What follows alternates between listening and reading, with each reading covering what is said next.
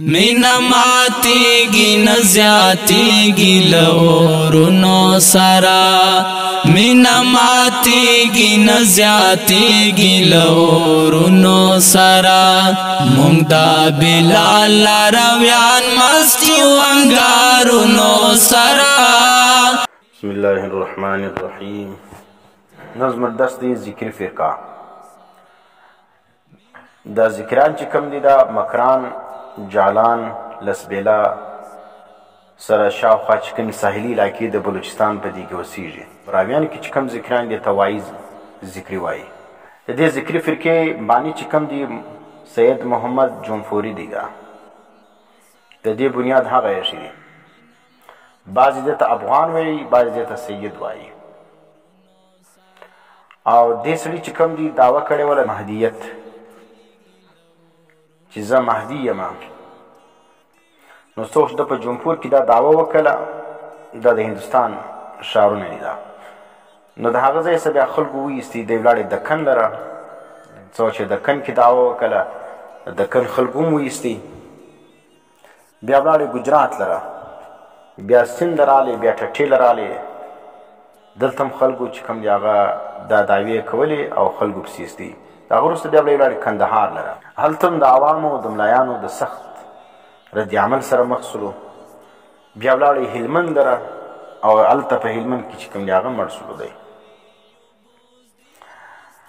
او ذکریان چې کوم دي د مکران د څه فرمایي، هغه دی د دې ځای څخه غایب سو. بیا ولاړې مکې او مدینې لره، بیا حلب له ولاړې، بیا ایران له ولاړې. بالاخر چې کوم دی هغه کوی مراد څه دی. کوی مراد کې چې کوم دی 10 کاله که د تبلیغ وکړي، دا علاقه یې ټوله ذکریان جوړ کړو، بیا فوت سلو. دا بیا د مکران ذکریان وایي. اوس که په هلمند کې مړه سوي دي او که په کوی مراد کې دغه سوي دي، خو بهرحال دا دوه قولې دي. دا فرقه چې کوم ده دا هم تقریبا د نن څخه 1500 کاله مخکې دې بنیاد ایښودل سوي. 900 عیسوي کې چې کوم دی هغه دا فرقې بنیاد ایښودل سوي دي. د دې فرقې عقاید موږ څه وایو؟ د دې فرقې عقاید دا دي، دا فرقه وایي دستور محمدي دا ختم سلو. معنی نبی اسلام چې کوم قانون راوړی ولو، نو اوس د هغه په ځای باندې څوک دی؟ دا مهدي دی. دا د سید جونفوري څولو، دا مهدي سلو. او د نبی اسلام شریعت چې کوم دی دستور محمدي ختم کړه. او بل دا فرمایي وایي که د قرآن لفظي معناوي چې کوم دي د هغه تبلیغ د نبی علیه السلام په ذمه باندې ولو. او د دې تعویل دا د مهدي یعنی د سید محمد جونفوري په چا باندې و؟ په ذمه باندې و. تعویل او معنی سید محمد جونفوري کوله، او لفظي معنی چې کوم د هغه خالي چا کوله؟ محمد علیه السلام کوله. او دغه فرقې په نیز باندې لمونځ چې کوم دي دا متروک دي. د لمانځه پر ځای باندې به چیش کوې؟ ذکر به کوې. او بل عقیده دا د روژه چې کوم ده وایي نسته، د روژې انکار کوي. منکرین د لمانځه هم دي او منکرین د چا؟ د روژې هم دي. دا رقم کلمه هم د اسلام څخه هټ کر د عام مسلمانانو څخه جلا کلمه ده. څنګه کلمه ده؟ لا اله الا الله محمد مهدي رسول الله. محمد مهدي څوک شي؟ محمد مهدي دا سید محمد جونفوري دی وایي. دا چې دی دا د الله رسول دی. او زکات چې کوم دی دا 1/10 ورکوي، معنی 10 حصه چې کوم دی هغه دی ورکوي. او دا رقم د دنیا او د هغه د شیان څخه دی چې کی ګریز کی. معنی دنیا شیان چې کوم دی هغه چې موږ په شرعي زبان کې څه ته تزهید په دنیا کوي. داسې بزرګان ګرځي د دنیا شیان ډېر نه استعمالوي. دا اکثر عقاید چې کوم دا دي دا باطني شیعګان څخه اخیستي دي. او دغه چې کوم دی بل عقیده یې دا ده وایي دغه محمد مهدي چې و، دا بیا د وروسته چې څه وخت دا سید محمد جونفوري مړ سلو، د هغه وروسته محمد مهدي اټکي ورته وایي، د اټک دا ولو. دا د ده مرید هم ولو. د دغه ذکریان اوس دا عقیده ده چې د دغه سید محمد جونفوري چې کوم مرید ولو محمد مهدي اټکي، دا د الله نور دی. دا وایي چې دا ظاهر سلو او بزرګانو ته د دین لار وشي. او بیا چې کوم دی هغه روپوش سلو تر اوسه پورې بیا دی پټ وي، لکه څنګه چې د شیعګانو امام غایب دی. دا او دویمه عقیده یې دا ده د مهدي په باره کې د امام محمد مهدي اټکي په باره کې چې د په حدیث کې چې سره کم ځای د مهدي تورې راغلی دي داسې مراد څوک دي؟ محمد مهدي اټکي مرادي ده.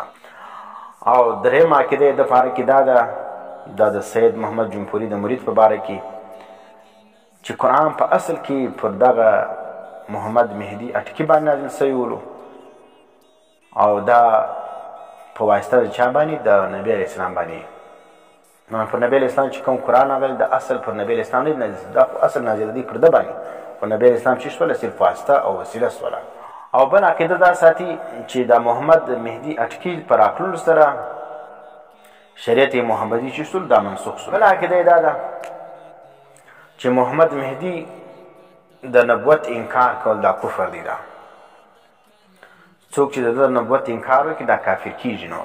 نو موږ چې کوم دی هغه خو نه منو، نو ځکه دې شي چې موږ ته کفار وایي. او بل عقیده یې دا وله د اټکي په باره کې بیا کومه کلمه وایي؟ لا اله الا الله نور فاق محمد مهدي رسول الله. لا اله الا الله نور فاق محمد مهدي رسول الله. او ما رسول دغه چې کوم دي د لمانځه انکار کوي، د پنځو لمانځو پر ځای باندې ذکر کوي، او څوک چې ذکر نه وکړي لمونځ وکړي دا مرتد دي. دا او روژې چې کوم دي مرتد دا نه نیسي، د رمضان د روژې منکرین دي.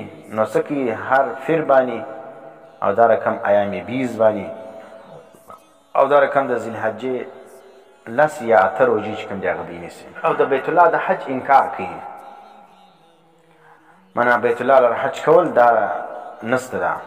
نو حج به چیرې کوو؟ بس باید د بیت الله پر ځای باندې کوی مراد چې کوم په ضلع مکران کې دی دا یو غر دی. دا نو دا کوی مراد نه چې څوک لاړ سي او د هغه زیارت وکړي، نو دلته چې کوم دی په دا کوی مراد کې د دې فرقې بانی چې کوم دی هغه دلته دی دفن دی. نو بس دا قبر زیارت او مزار زیارت چې وکړي ادارو کې بس دا د حج دی. او بل عقیده یې دا د رقص دی. دا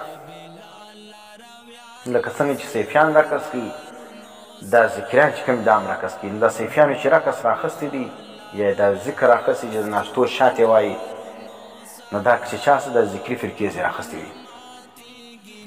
نو رقص ته رقم کې چې کوم شپه کې سپوږمۍ زیاته رڼا کوي، 14 14 15 کې، نو په دا شپه باندې نران ښځې کوچنیان سپین ږیري دا ګرد راوځي د باندې او ګول دایره جوړ کړي، په دې کې بیا رقص کوي، اتڼ کوي. خو هغه خپل کیفیت دی.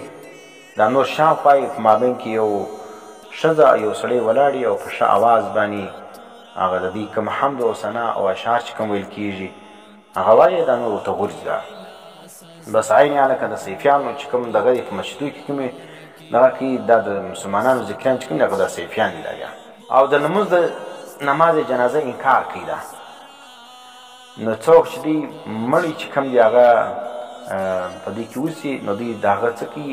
اول ویسي مردخانې لره. مردخانه نه ورته وایي، دې ته ذکرخانه وایي. نو ذکرخانې له ویسي شاوخوا ورباندې راوګرځېږي او ذکر ورته کوي، ورته خپل طریقه د ذکر چې لکه څنګه صیفیان هم دغه رقم دي. هغه چې مړی اوسي ور ذکرونه ورته کوي، پر غورځي نارې پر وی وی وی وی. بیا چې قبر یې ویسي پټې کال ته هم ذکر ورباندې کوي. او دغه چې کوم دی بل عقیده دا ده د انبیاو د فرشتو توهین جایز بولي. اوس چې کوم دی د دې فرقې نمونه چې دې فرقې ته ذکران هم ویل کېږي، دې ته طائي فرقه هم ویل کېږي، دې ته داعي فرقه هم ویل کېږي، دې ته فرقه مهدیه هم ویل کېږي، او دې ته دایرې والا هم ویل کېږي. دا ګډ نمونه دي: طائي، ذکري، داعي، مهدي، دایرې والے، مصدق. دا ګډ نمونه دې ته ویل کېږي. حکم شرعي د دې فرقې څه دی؟ دا فرقه چې کوم ده د خپل کفر په وجه باندې د اسلام څخه خارج ده. په کوم وجوهات باندې کافره ده؟ اول وجه دا ده چې محمد مهدي دا رسول دی مني. دویم عقیده د کفر دا ده چې د محمد مهدي باندې دی کلمه ویلې ده. د اسلام کلمه یې پرېښوله، پر محمد مهدي اټکي باندې یا پر محمد سید جنپوري باندې کلمه ویلې ده. او دریم عقیده د کفر دا ده چې د اسلام چې کوم اصول دي د هغو انکار کوي.